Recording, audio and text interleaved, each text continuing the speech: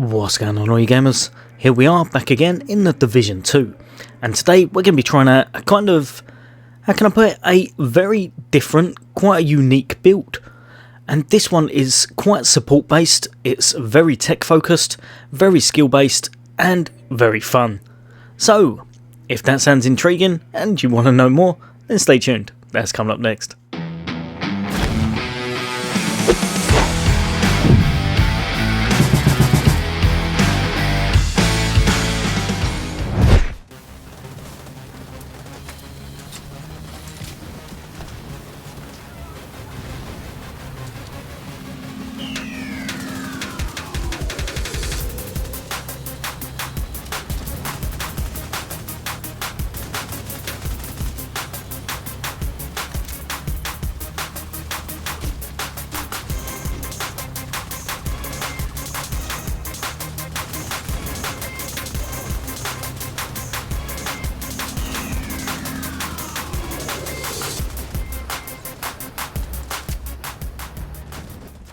Welcome back, all you guys and girls.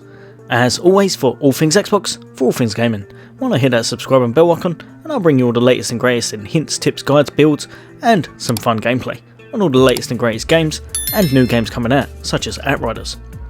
But for today, you're here to find out what kind of a build we're going to be covering today. Now, this one, I haven't actually made one like this before. I couldn't really make this work until now. So, here we are with our good friend over here, Dominic. Well, that's what we're going to call him today anyway. And if I show you what this build's about, it doesn't particularly matter what I put this on because we're not going to be absolutely devastating stuff, but we are going to have a fun build that is really, really good for support. So this will be the general kind of rule of thumb of what you're going to be doing. You are going to chuck out that bad boy just over there. He will be holding quite a bit of aggro as he'll have a really high health pool as you're on 6th tier for your skill. Over here you're going to get a headshot, and you'll see why you'll need a headshot in just a bit. But after that you're going to chuck out what nobody really uses, but it works really well in this build, and this build is not 100% completed, so you can get a lot better than this. Now if you have a little look, you're doing 204,000 per hit.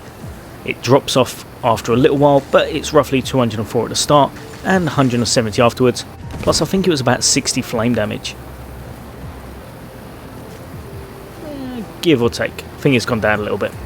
But yeah, that's without shooting, it's without getting the extra from this, and you kill quite a lot of people. You are able to have this up constantly. It's a build that is really fun. You do need to pay a bit of attention to, but this can save your whole team and it can make everyone's life a lot easier. Now, I've not tried this on Legendary yet, but up to Heroic this is very viable and it is very, very good. And I would say it's one of the more fun builds and makes your team kind of get through all of the content really easy. So, what's the build about? Well, as you may have guessed, you're obviously running a tech build, so very skill based. You're going to need a weapon and any weapon you want with this perk on right here, or talent, sorry. Perpetuation. Headshots grant plus 50% status effect damage and duration to the next status effect you apply. So as you can see, that's just going to elongate the kind of flame effect that you're going for and keep people on fire for a lot longer. For your secondary weapon, I would probably say get the capacitor, but it is new to me and I really like it. It's not as good as in slot as this one for this build because you're going for a pure status build, but I find that a fun one and it does up the damage. Now, as you can see, you are getting an extra status effect, and that's from the Vial Mask. So basically, every single time you're putting something on fire, you will be getting that toxic delivery. So status effects also apply a damage over time debuff for 10 seconds. Total damage is equal to 50% of your concussion grenade. Now, this isn't going to set the world on fire, and that's no pun intended, but it is very good. It does give you extra damage to this build. It kind of helps everything, and the whole way round you know where all of the ads are because you're going to be coming up with numbers, you're going to see where everything is. It's just really fun build to play. Now you're going to need 4-piece, and that's 4-piece riggers. Now as a returning player, I was quite dubious about this set. I looked at it and I couldn't really make it work with a few things, but then I tested out a lot of the different skills in the game and I come across these two and I found they're two of the best ones to use. I'm sure you can use others, but in conjunction with these two skills they seem to work best for myself. Now the riggers, as you can see here, 2-piece is 15% extra skill haste, 3-piece is the skill duration, and the 4-piece is just this. Interacting with your deployed skills grants the skill 25% skill damage for 10 seconds. This buff cannot be refreshed. Now it says using it, deploying it, changing the skill target or healing the skill all make you use that buff. So it's really good, it's going to be giving you a lot of extra damage. And because we've got the chest piece as well, you'll also be changing it up to 50% damage buff rather than the initial 25. Really, really worthwhile, really good. Now obviously you've got the holster, and over here you've got the knees, and they're exactly the same, both of the riggers. Finally, what I'd recommend, if you can, try and grab just 1 piece over here of the golem gear, and that's just so that you'll get the 10% extra status effect. Now mine is not perfect by any way, shape or form, but if it were, what you would be doing, do not worry about cooldown. You do not need to worry about cooldown in this build whatsoever. So what you would probably try and put on would be your skill duration and your status effects. That would work out really good in this, and it would make it kind of pure status. You're definitely going for status over skill damage in this build, as that's what works best, and it's a really fun kind of teamworky build to have. Now, like I said, I'm actually missing quite a few bits, so I've got skill damage in that one, I've got a little bit of status effects. I am not perfect, I'm not by a long shot, and I've run this on heroics and it's really fun, it's really good, and in a team it's much better. But yeah, basically skill duration and your status effects are king for this build. Now finally, just down here you will be chucking out this bad boy right here, and that's your decoy. And if you have a look, it's got nearly 4 million in health, so it can definitely take a fair whack. It stays there for a while, it is not going to get one popped, so it's well worth having, and it's really fun. The other thing, and one which hardly anyone uses, and rightly so because it's not quite as good as most of the other skills most times, with the riggers set, I find this is one of the better ones. Now if you have a little look here, it's got just there, damage 40,000, but it does a bit more than that. It does quite a fair chunk more than that actually, and obviously you've got it to skill tier 6, so it does plus 60% damage, plus 30% cone angle, burn strength 60, duration 60%, and health 420%. The main thing you want to remember here, you just want that to be hitting like a truck. Whatever you can do to basically make that hit harder, do that and have it for as long as possible, and that is perfect. Right, so why this build is so effective is pretty much because of this. This build is amazing for handling multi-targets, and it's even better for handling those really big adds.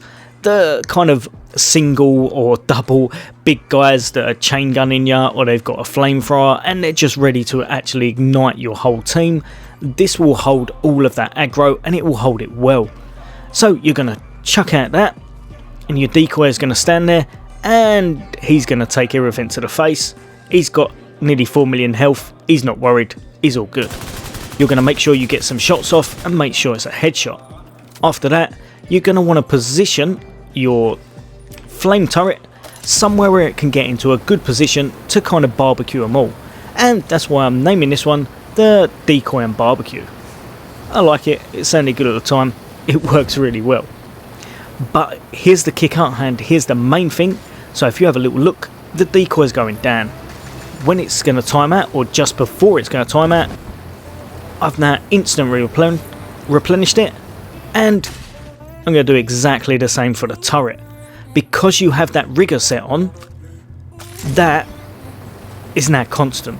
You have 100% uptime, as long as you're kind of taking care of things and you're looking at for that bottom bar and making sure you're not letting them completely run out. So at any point you can cancel the decoy. It's going to pop straight back. There's going to be no cooldown whatsoever. You're going to throw it out. Exactly the same for the flamer. Bang. Same again. You have 100% uptime as long as you're paying attention. And even though you would kind of think to yourself that this isn't the ideal build as such, this can really save your team. It is really offensive for a support build, and it's so much fun. It really is.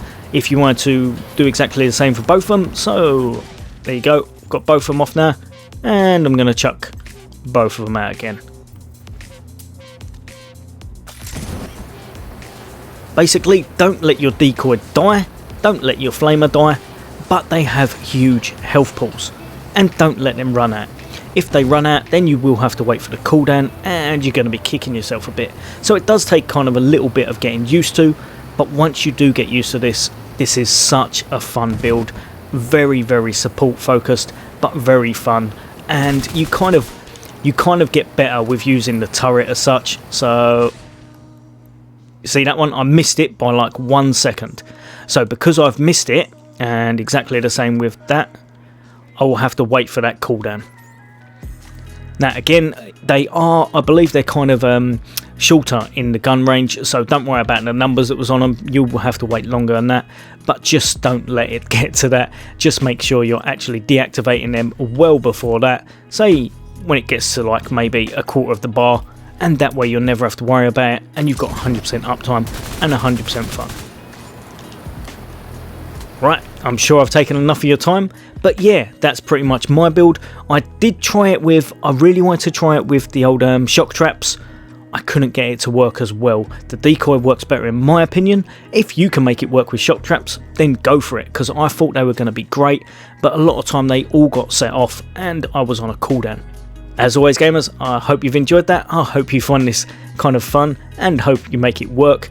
If you do, why not drop us a comment? If you've got any ways to improve it, then drop us a comment as well. But as always, for all things gaming, for all things Xbox, take care. I'll see you on the next day.